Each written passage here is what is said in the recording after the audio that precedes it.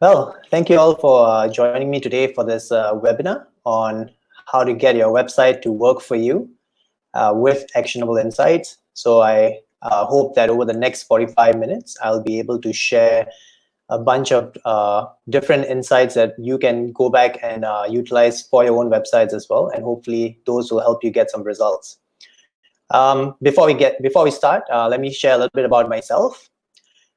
So I started coding at a very early age. I was 8 when I first got a computer and I started coding.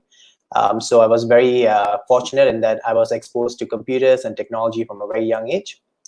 Since then, I've had the chance to work in Silicon Valley. I was employee number 5 at a company that got acquired by Skype. I also worked on projects that are worth over $100 million in Singapore when I was working in DSTA, which is the Defense Science and Technology Agency. And after that, I launched my first business, which was an e-commerce business. So we ran a Kickstarter for it and raised $50,000 successfully and launched an e-commerce business off the back of that. And then a year later, I started Two Stallions Digital Marketing Agency.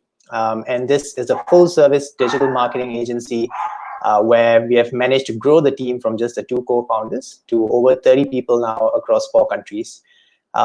Since the company now runs quite well on its own and doesn't require too much time from me, I also now provide training and consulting on the side. So if you guys wish to connect with me, my LinkedIn URL is right below. So you guys can feel free to add me on LinkedIn and reach out to me via that. So just to set a few ground rules for this particular webinar session, I'm not going to be entertaining any questions until after I'm done with the webinar. However, you guys can just leave your questions in the chat. And once we are finished with the webinar, I'll be going through the chat and I'll look up the interesting questions that all of you guys have shared. And then I'll try to answer some of them. You can also choose to hold on to your questions until the end and then ask them at the end. So again, you would share them via the chat. And once I receive them, I'll share them on the screen and then I'll answer your questions for you. All right. So let's begin with the webinar. Right. So the topic today that we're going to talk about is how to get your website to work for you.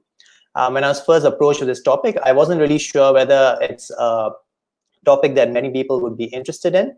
So I did what most people would do in this situation. I did a quick Google search and I searched for how to get your website to work for you. I was blown away because there were actually 9.8 billion results for this particular title. Which basically shows that there is actually, in fact, a lot of people looking for this information because there's so much of content created around it. Right? I found articles from Inc. As well as from smallbusiness.co.uk. And it was really interesting to see all the different perspectives that different people have on how your website can work for you. In my situation and from my experience, what I've learned is you can actually distill how your website can work for you down into 5 steps. And basically, these 5 steps start with first setting objectives for your website, and then defining and tracking the results that you're getting from your website. And then step 3 is to drive targeted traffic to your website. Step 4 is to keep your visitors on your website. And step 5 is to make it easy for your visitors to convert on your website. Right? So these 5 steps may sound very simple, but when you start applying them, they're not as simple. So in this webinar, we're going to go through these 5 steps one by one so that I can sort of expand upon each of these topics for you. And hopefully you'll be able to go back and apply some of these for yourselves. So when you talk about setting objectives for your website, a very famous saying from Benjamin Franklin, who is a founding father of the US, comes to mind. If you fail to plan, you are planning to fail. And your website is no different, right? So most of you build a website, and a lot of times you have no idea what the purpose of your website is. So why did you actually build this website? What do you hope to gain out of it? Is it to get more engagement from visitors to your website? Is it to generate more leads from your website for your business? Or is it to drive sales? Are you creating an e-commerce website and your goal is to generate revenue through your website, right? So knowing your purpose of the website will really help you in trying determining what sort of objectives you want to set for your website. And when you talk about objectives, I'm sure a lot of you may have heard of this concept called SMART objectives, SMART. And this is the best way, or the only way that I recommend for you guys to set your goals or your objectives for your website. Because when it comes to digital marketing, SMART objectives ensure that you are able to track your results well, and also be able to ensure that you know where you went wrong and how to correct your strategy accordingly. So what does SMART stand for? SMART, S basically stands for specific. So what do you want to do, right? You need to be extremely specific in terms of what sort of results you want to achieve. M is measurable. So how will you know when you have achieved what you want to achieve? A is achievable or attainable. So is this something that you can achieve, or is a goal that you're setting something that's a little bit impossible to get to? R is realistic. So can you realistically achieve this goal that you have set? And T is timely. So what is the time bound within which, or the period within which you intend to achieve this goal? So when you set a SMART goal, it helps you to give, it helps you to get an aim that you can work towards. So basically a SMART goal provides an aim for you to go towards. And also it gives you perspective on the results that you're achieving through your marketing efforts, right? So with a SMART goal, you know exactly where you stand compared to what you want to get to. So let's take a look at some examples of SMART goals versus some not so SMART goals. So a lot of times I hear clients tell me, hey, I want to get leads, right? And that's actually not a very SMART goal. A smart way of presenting this sort of a goal would be something like generate 1,000 leads from the website by the end of 2020, right? That is very specific. I want to generate 1,000 leads, very measurable, because the number 1,000 is there. It's attainable and realistic. That of course depends on your budget and what sort of results you're already getting right now. And it's timely because you have set a deadline for the end of 2020, right? Another one would be someone coming up to us and telling us, hey, I want to increase brand awareness. A smart way of presenting that would be growing your new visitors to the website by 20% within the quarter, right? Or you may say that, hey, I want to engage my customers. A smart objective for that would be increasing the returning visitors to your website by 10% in 30 days, right? So you can see a very vast difference between a not so smart objective versus a smart objective. And once you're able to set smart objectives for your website, then you're on your way to try and achieving the results that you want from it. So the next step after you have set up your objectives is to try and define and track your results, right? So Peter Drucker, who invented modern business management, said, if you can't measure it, you can't improve it, right? And I wholeheartedly agree with him. So it's very, very important that you should be able to define and you should be able to track the results that you're getting from your website. So how do you do this? Is by checking your website's temperature, right? So in this current times, all of us are spending a lot of time whenever you go out, having your temperatures checked. And for your website as well, you can actually set up analytics to measure the temperature of your website in a way.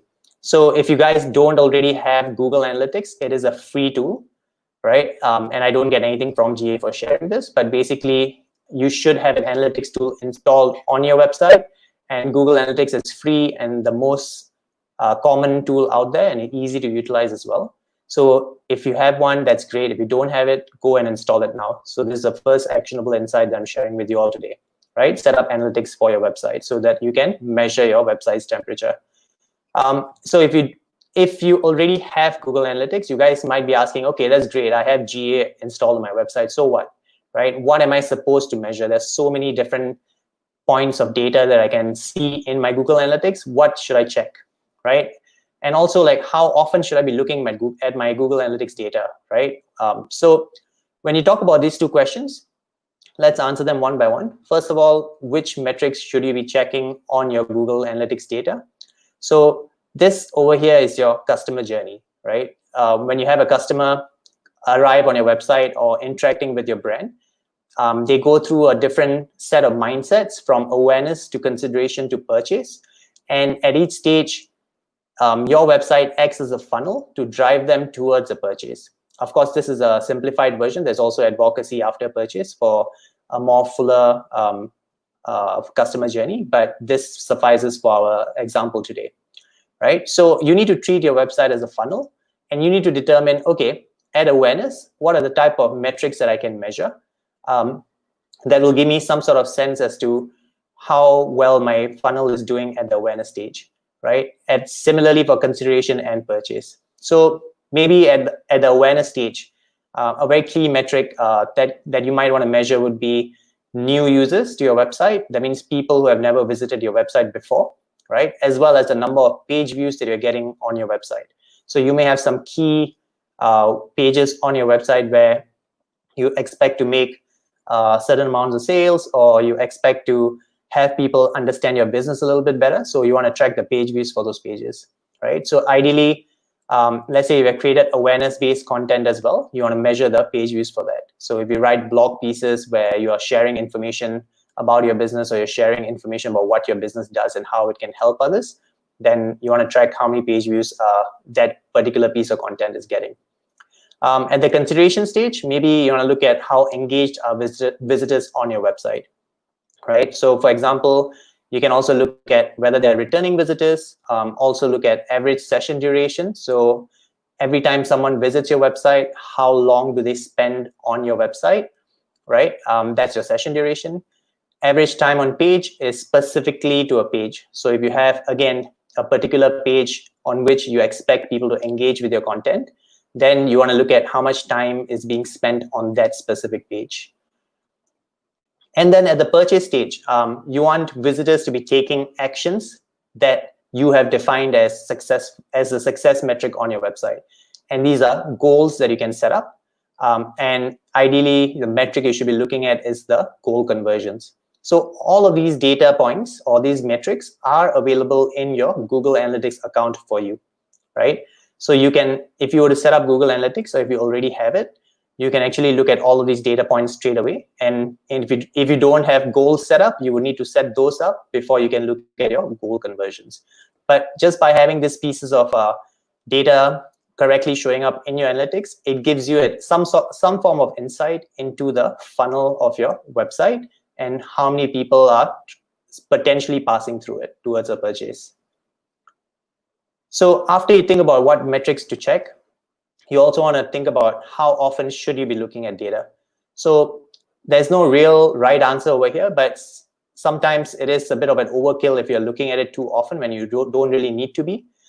A general rule of thumb is, let's say we're running a time-sensitive campaign for your marketing, right, which is going to last a few weeks, a month or so, then maybe you may want to look at your data every day just to see how your campaign is performing and how to improve or tweak strategy for your campaign. If you're involved in your marketing execution, so you're part of the marketing team in your company, and you are, let's say, writing content regularly for your website, doing social media regularly for your website, and maybe at least once a week, you should be checking in on your analytics to try and see what the impact of your marketing execution is. If you're overseeing marketing, so if you're like a marketing manager in the company and you and you have a team of people under you who are managing the execution portion, then at the very least, you should be spending once a month looking at the data points just to see the overall health of how your marketing is performing and which areas of marketing can have need your oversight further to improve. And then, of course, if you run the business, you shouldn't just be leaving everything to your marketing team to look at. If you're managing the business, then maybe at least once a quarter, you should sit down with your marketing team and try and figure out, okay, what are the data points? How have we improved over the last quarter? And where do we go from here, right? So these are just general guidelines in terms of how often you should be looking at the data. But on the whole, I don't really recommend looking at it every day unless you are running a time-sensitive campaign, right? So that is how you can define and track your results on your website, all right? And then moving on to the third point, which is to drive targeted traffic to your website. So Adam Audette, who is head of global SEO at Merkle, he said it's not about getting the traffic, it's about getting the targeted and relevant traffic, right? So the goal isn't just to get users to your website. It's about getting users who actually want to be there or who have a need for what you are providing onto your website. So how do we do that? You may recall how I started off this session. I shared a Google search that I did while I was doing research for this particular topic to share with you all. And basically, Google is the gateway to getting targeted traffic to your website in this day and age. I would say even more so than Facebook or any of the other social networks. Google is the one place that everyone goes to when they need to find an answer for something, right? So people generally will search and click on a result that they are interested in looking at through Google. And when they do that, they are more likely to convert than someone who comes in through another channel, right? So this is what we consider targeted traffic. And why should you be focusing on Google? Because it's the world's biggest search engine. No other search engine even comes close. So as of 2020 April, Google has a mind share of 84% of the global search traffic, right? So 84% of the global population that goes online and does a search does it through the Google search engine, right? And at this point in time, it is actually processing over 63,000 searches per second. That is like crazy amounts. It's about 2 trillion searches per year, right? So that's great. Yeah, you want to drive targeted traffic and you want it to come from Google, but how do you get yourself found on Google, right? So there are 5 steps to getting found on Google. And again, I've tried to keep these as simple as possible so that you can try and take action on these and try and get the maximum results in terms of moving your website to the next step. So the first step to getting found on Google is to make sure that every page on your website that you have created has a title and a meta description that is descriptive and enticing. So when you guys do a search on Google and you see the 10 search results that show up over there, I'm sure that most of you will glance at all of the titles one by one, at least for the top 2 or 3 results. And maybe if one of them or 2 of them pique your interest, you will then also look at the meta description below this, right? So this data that shows up on your Google search results is called your title and your meta description. And this is actually something that you can control and you can set for yourself through your website. So the purpose of this is to try and control how your search results look like on Google and to try and figure out, okay, what is this particular page on my website about? And once you have figured out that, okay, let's say this page is about getting found on Google, then maybe the title you may want to give it would be something that has that topic within the title. And you may also want to include that topic within the meta description, right? So by making the title and the meta description relevant in terms of what your page content is about, there's a higher likelihood that it'll show up higher in the search results later on, and that people who are interested in that content will be more likely to click through to your website from Google, right? So once you have set up your titles and meta descriptions on your website on every single page, the next thing you want to do is you want to create a file called a sitemap.xml file. So if you don't have one already on your website, you can actually set one up using xml-sitemaps.com. So they allow you to create a sitemap file for free.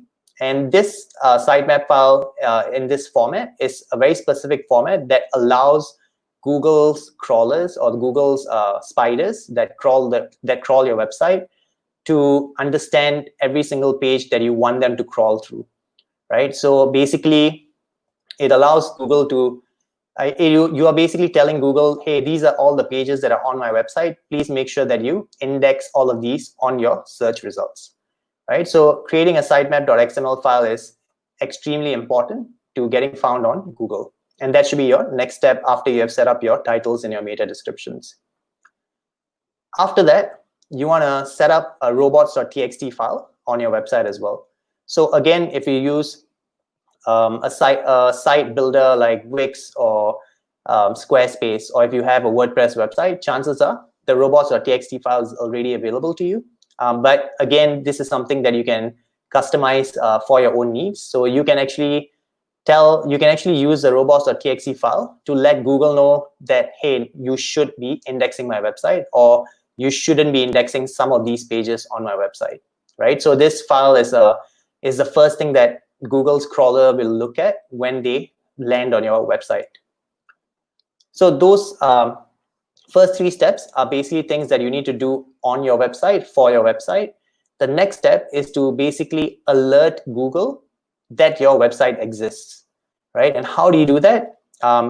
If you already have a Google Analytics account, that's great. But if in terms of getting found on Google search results, you also need to create something called the Google Search Console account, right? So the Google Search Console account allows you to get data about your website and how many times it appeared on Google search results, how many times people clicked on your search results from Google to get to your website, and it also tells you basically how often, whether there are any issues on your current website, right? So Google Search Console will tell you that, hey, these are certain problems that we discovered while crawling your website, and if you want to rank higher in our search engine, you need to fix them, right? So the Google Search Console is a very useful tool if you want to show up on Google search results. So the cool thing about the Google Search Console tool is, because it's owned by Google and Google Analytics is also owned by Google, you can actually link up your Search Console account to your Analytics account. And that way, you don't even need to log into your Search Console account once you've set it up, because you can look at all of the search data directly from your Analytics account, right?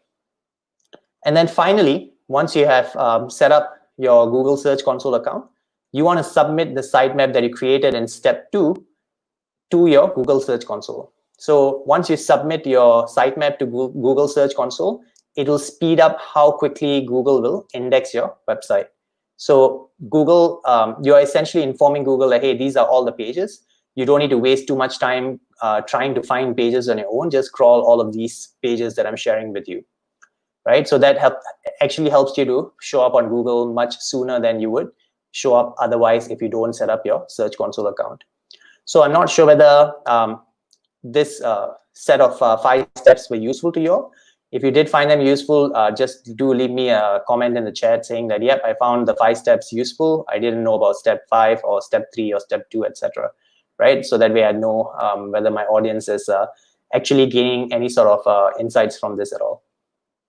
So the ideal scenario is, if you have done your setup correctly, over a quick period of time, maybe in a month or so, when you search for your own brand name on Google, you should show up with not just your basic search result, but also additional smaller boxes below your main search result, right? So you can see that over here, because of the amount of traffic that comes in onto different pages, Google essentially determined that, hey, these are the 4 pages that people look for quite a fair bit besides the homepage. And they show up these pages just in case when people search for 2 stallions, they actually wanted to go to one of these pages, right? So you can see that we have a very popular blog. So do take some time out also to read it after this. So, and you can also see that over here in our search result, we have optimized our meta description quite a fair bit, and you can see that it's set within the parameters. So one thing to take note when you're setting your page title, try to limit your title length to about 60 characters, and as well as for your meta description, try to limit the character length to about 160 characters. That way it will not get cut off beyond that space. So you can see down here, you can see an ellipsis after all 3 of these, and after this one is because these are longer than the space that's allocated. So the general search result has a limitation on how long a title or long a description you can write. All right. If you guys don't want to wait to show up on your Google search results, and if you feel like, hey, I think I need to make an impact in my business right now, on Google, you can also pay to show up your results at the top of the search result page, right? And this is based on the kind of target keywords that you set. So for example, if 2 Stallions was doing SEO for a client, or we are doing SEO, or we are providing SEO services, and we want to show up at the top of the page for SEO, and our current service page may not be ranking so high, then we would buy ads for the particular keyword called SEO services, and that would show up at the top of the page like this, right? So the way you would differentiate an ad from a normal search result is with this small little black ad tag at the front of your search result. So oftentimes, the top 4 results that you see in a search page are actually ads. So you know that ads can be really powerful in terms of driving traffic to your site, because a very famous saying is the best place to hide a dead body is on the second page of Google. And that's because over 95% of the clicks that happen on Google happen on the first page, right? Very few people actually go to the second page or third page onwards. So if you're going to be, if you're not showing up on the first page, maybe you can also consider buying ads in order to show up on the first page. So I'm going to take a very quick segue over here and share and offer that 2 Stallions, the digital marketing agency that we run, is actually giving clients at this point in time, or anybody who needs it, right? So we're actually giving you a free website audit that will help you to gain insights into what sort of improvements your website needs in order to get results for your website, right? So if you guys are interested in getting your website audited, you can go to this URL. It is case sensitive, so this is a bit.ly link with a capital S and a capital A. So it's 2S audit, all right? So if you guys go to this bit.ly link, you can fill out a form, and some of our team members will then do a free audit for you for your website, and it'll tell you, hey, these are some areas of improvement that you can make right now in order to improve how much of traffic you're getting, as well as how well the traffic is performing on your website. So yeah, do take up this offer, because it'll be useful for your website. All right, so I'm just going to leave this up for another 10 seconds for you guys to quickly note down.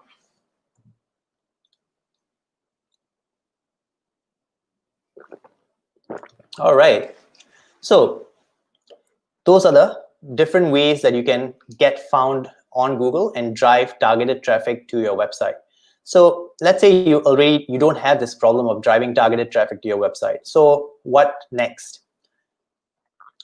If you're already having web visitors coming to your website, the next thing you want to do is you want to figure out how do you keep these visitors on your website, right? So Jacob Nielsen, who is a web usability consultant, extremely famous in the computer interaction space, says that clear content, simple navigation, and answers to customer questions has the biggest impact on business value.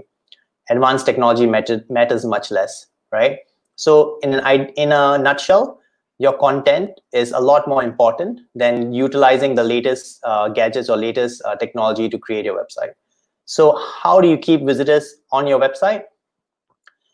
You do it through three ways. The first one is you want to have a fast website, right?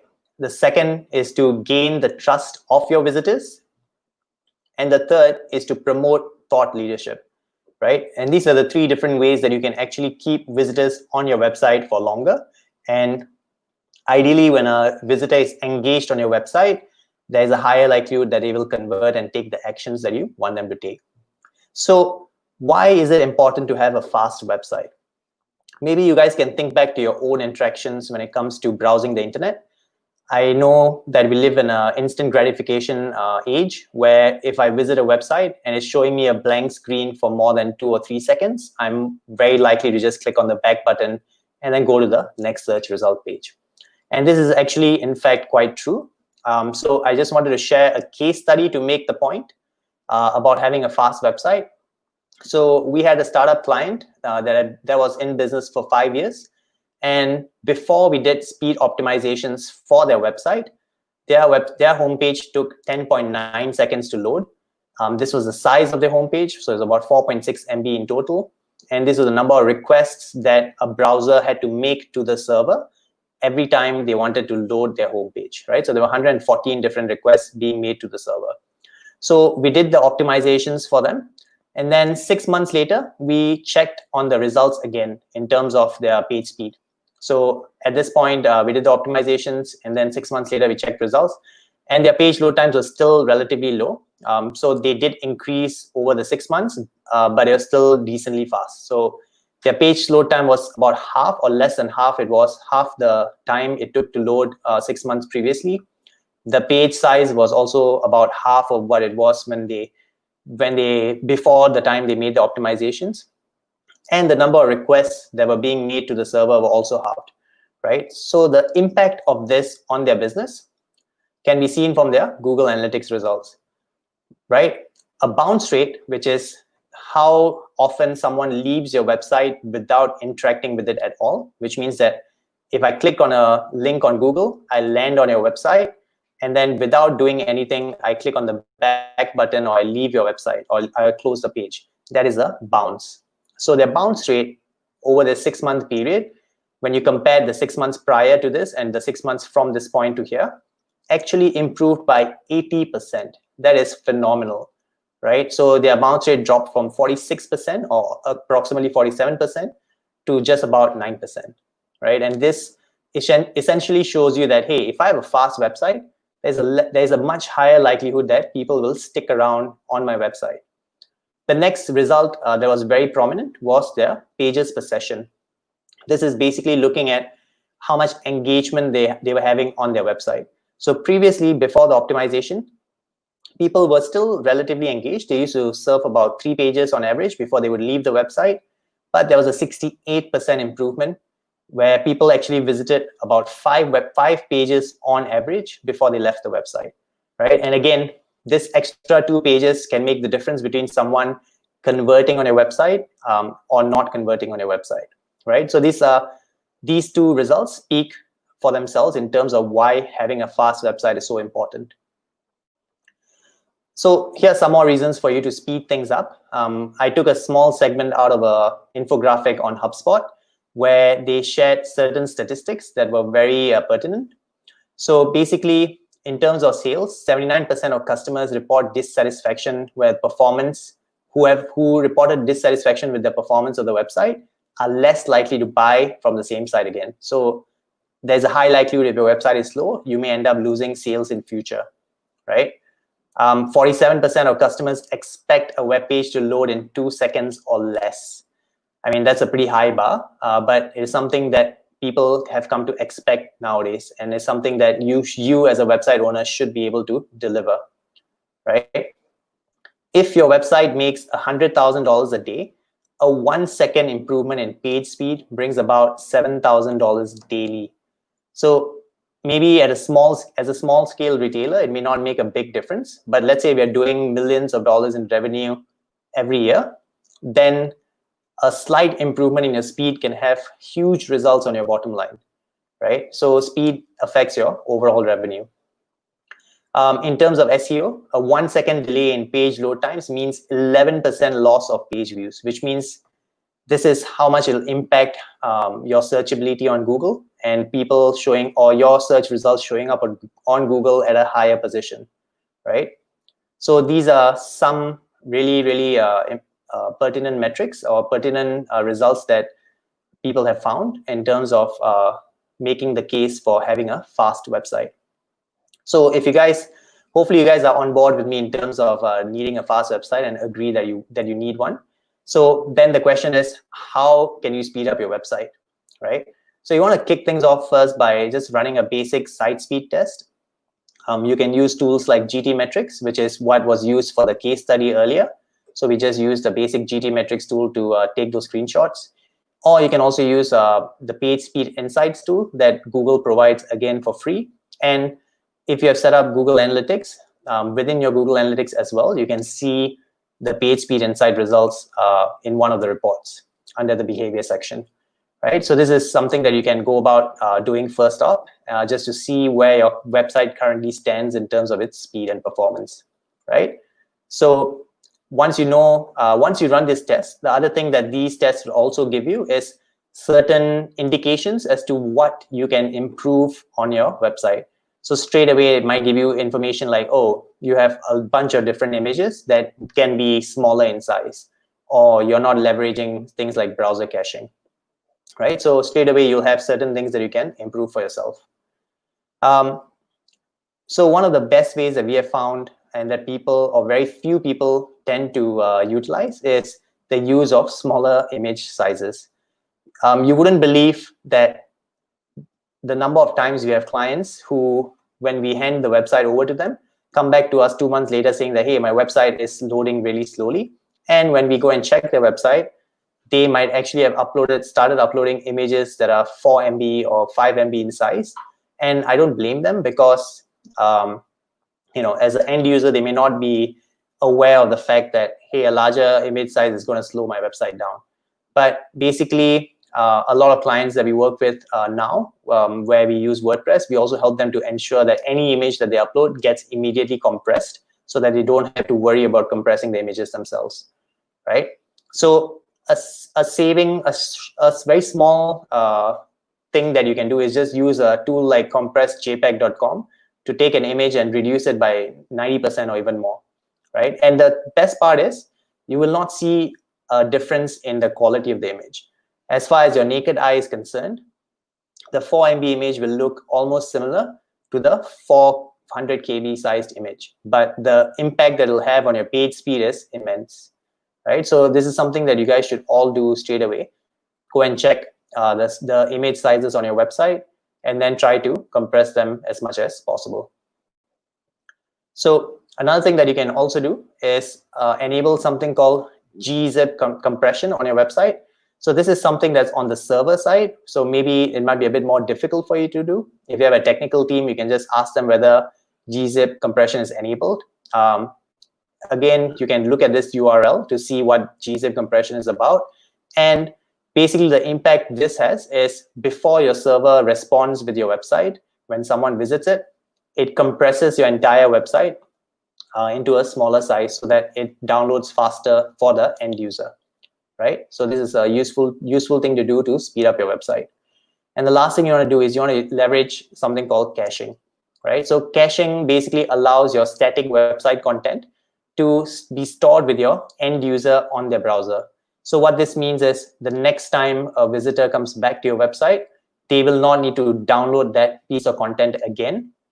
It will already be on their browser so that it will load almost instantly for them.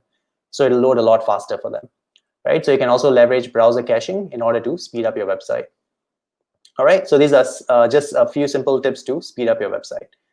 The next thing you want to do in order to have visitors stay on your website is to gain the trust of your visitors. And the way you do this is by having a well-designed website that is modern, responsive, which means it's mobile friendly. So whether you view it on desktop or laptop or on your phone, it should look the same. And it needs to be able to display awards and testimonials so that people understand that, hey, this company is legit and that it's got good clients and it's also done well enough to be able to win some awards. So these are some examples of clients that we worked with where when we started working with them, they had a non-responsive website. And after we worked with them, we helped them to rebrand their site as well as make sure that it is responsive, right? So this is one client. This is another one. So you can see the difference in quality. And I'm assuming that most of you would agree with me that you would be much more enthralled to visit this website compared to this one in terms of it gaining your trust when you land on it and when you read the content on it. All right, so that's how you can improve your website and gain the trust of people. And the third thing that you want to do is to promote thought leadership. So how do you promote thought leadership? You want to start a business blog on your website if you're running a business that provides value through useful articles about your industry so that if visitors are looking for information but may not be looking to buy yet, they will end up on your business blog. So just by doing that, you actually build up a lot of thought leadership with that particular user. And if your content is useful, they will also be sharing it. So you ideally, if you're setting up a business blog, you want to release content consistently. So either once a week, every 2 weeks, or once a month. And you want to share the content that you're releasing via your mailing list or your social channels. So just by doing the simple step every time you release a new piece of content, you're straight away putting it out there and getting visitors to your page and essentially sending out signals to Google that, hey, this page is there and is getting some sort of good traffic, right? So what are the benefits of blogging? More information on your website will mean that there'll be more keywords that people can find you via Google, right? So that means that you'll get more targeted traffic coming to your website.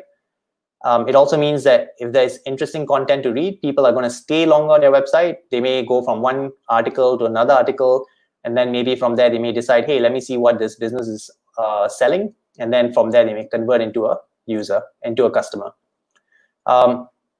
And also, when people read good content, there's a higher likelihood that they're going to share it with others. And this will actually enhance your company's reputation and reach, because it will allow you to grow through word of mouth, through the sharing. So we actually wrote an article with 21 full reasons, which is a lot longer than what I could fit in this slide. So if you have the time, do please go read that article on our blog, right? On why you should be blogging, or why you should set up a business blog. So that's the end of trying to keep visitors on your website. So now we move on to the last portion, which is how to make it easy for your visitors to convert. So Jeff Eisenberg, who runs an advertising agency in the States, says it's much easier to double your business by doubling your conversion rate than by doubling your traffic. And I agree with him. So let's say if you have 1,000 people visiting your website, and maybe 1% of them are converting today, is a lot easier in terms of the work required to increase that 1% conversion rate to 2% or 5% than it is to get another 1,000 people to show up on your website, right? So just in terms of improving your business growth, being able to improve your conversion rates can have a massive impact. So how do you make it easy for visitors to convert on your website? There are 4 different things that you want to do. You want to tell visitors what you want them to do on your website. And you do this through providing them with visual cues. You provide easy to access contact information so that they can reach out to you. You have a live chat or a chatbot, especially if your website is a complex website or an e-commerce website. And you can also provide micro conversions for users who are not ready to convert yet, right? So let's go through these one by one. So on this particular page, maybe you can take a look at it and try and think about, okay, what on this page stands out? This is basically the Apple homepage, right? So if you notice over here, everything is in a gray tone except for their call to actions. So shop online, learn more, buy, learn more, buy. These are the words that stand out. They're very subtle, but they're in a different color that stand out from the rest of the page. This is the Walmart e-commerce page. And again, you can see that on this entire page, the first thing that draws your attention might be this, and then this. Or in fact, this might draw your attention the most, right? And this is your call to action again. It's called the add to cart. So immediately when someone lands on this page, the first thing you're going to see is, oh, this is the add to cart. This is how I make the purchase that I want to, or how I add this particular product to my cart, right? And these visual cues are called a standout color that you utilize for your visual cues, or something called a call to action. This will increase the number of people that actually end up clicking on it. So when you're running a website, it's important that the action that you want your users to take is shown in a color that's standing out from the rest of your website, just so that it catches their attention and puts into their mind subtly that, hey, there's something here that you need to take an action on and you need to look at, right? So we also written an article on effective web design principles. You guys can go and check that out as well on our blog. I think it's a very interesting article that explains how people visually scan a page and how colors and visual hierarchy can make a big difference in terms of your usability and user experience and conversion rates. So now that you know that a visual cue such as a standout color for your CTA can make a big difference, the next thing you also want to do is you want to make your contact information easily available, especially if your business is predicated on generating leads for your business, right? So what does this mean? You want to make a clickable phone number on mobile available on your page. You also want to make sure that your contact us link or the call to action that you have is prominent. So if you look at the Two Stallions website homepage, you'll see straight away that, hey, my eyes are being drawn to this get a quote button on the right, and right next to it is a phone number that I can reach out to someone from Two Stallions to talk to, right? And then if you look at his boardroom website again, so it's not as prominent, but what they have used is an icon with their phone number, and their contact us is up here, separate from their main navigation, right? And these are ways of making sure that people straight away know that, hey, if I want to get in touch, I don't need to look anywhere else, or I don't need to click additionally. I can straight away find information to get in touch with the business. And that can actually help you to improve your conversions on your website. So the third thing is, if you have a complex website, or even if you have a simple website, but you're not always online, a very good thing that you can do is set up a chat box or a chat bot for users to interact with, right? And these should be set up to help you drive conversions. So I'm sure nowadays when you guys visit a government website, you'd be very privy to looking at a chat bot pop up. And a lot of times people are not online to chat with you, so then there'll be a chat bot to talk to you instead of a live person, right? So you ideally want to set up a chat bot that will pop up when someone is scanning a page, just to be able to ensure that you are able to provide them with the information that they need straight away, so that they can then find what they're looking for quickly and try and convert them as soon as possible, right? So these are just some variation of chatbots, and nowadays you can do a lot of cool things with the chatbots, like putting in GIFs and making sure that it responds to specific questions and queries that people have, right? So try and utilize this aspect, because having a chat bot on your awareness pages or your consideration pages is very useful. Having a chat box where someone is online on your sales pages can really help you to answer the questions or concerns that people have just before they convert.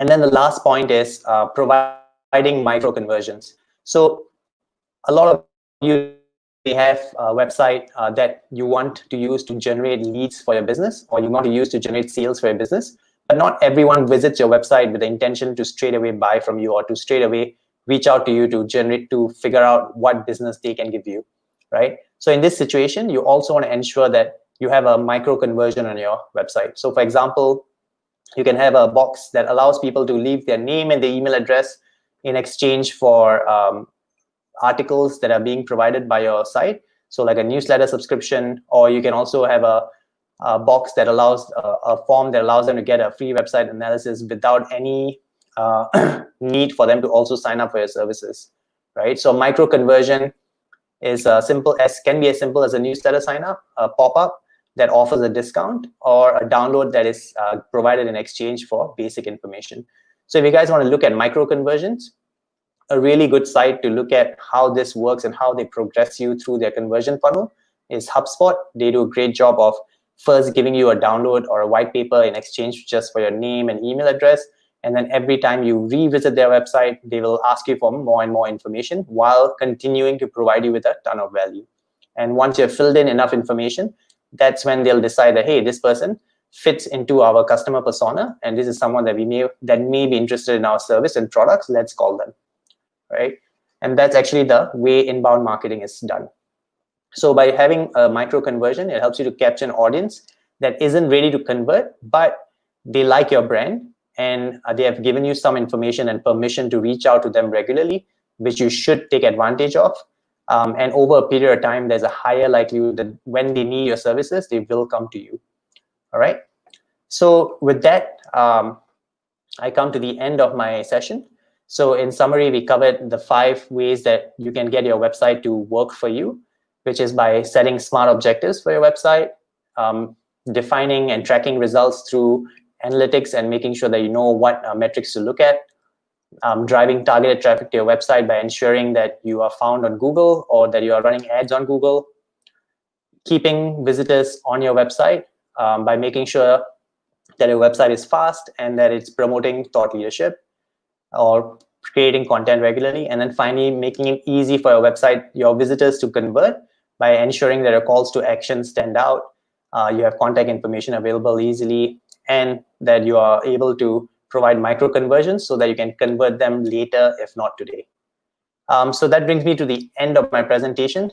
Thank you guys so much for sticking around for the last 45 minutes listening to me. And now I'm just gonna take a look at all of the questions that you guys might have. Let me just quickly check. So if you guys have any questions, you can leave your questions in the chat, and I'll respond to those questions if I can.